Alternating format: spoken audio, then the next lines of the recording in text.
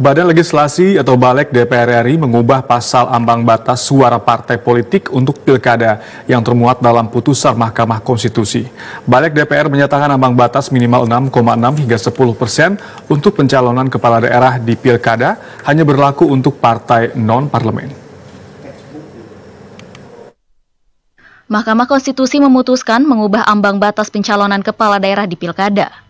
Dalam putusan MK tersebut, electoral threshold atau ambang batas pencalonan kepala daerah tidak lagi 25% perolehan suara partai politik atau gabungan partai politik hasil pileg DPRD sebelumnya atau 20% kursi DPRD.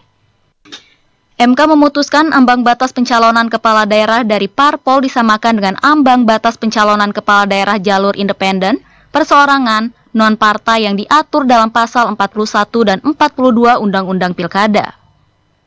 Namun dalam rapat panja RUU Pilkada, Balik DPR kembali mengubah pasal ambang batas yang telah diputus MK.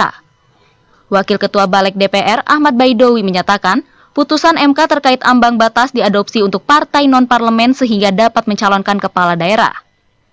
Balik DPR tetap memasukkan ambang batas suara parpol dalam pasal 40 RUU Pilkada.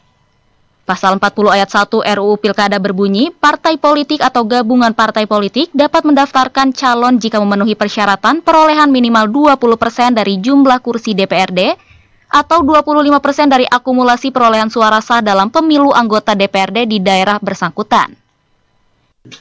Kemudian pasal 40 ayat 2 yang menyatakan jika parpol atau gabungan parpol tidak memiliki kursi di DPRD provinsi, maka dapat mendaftarkan calon gubernur, wakil gubernur dengan syarat memiliki perolehan suara sah 6,5 hingga 10% sesuai jumlah penduduk di daerah tersebut.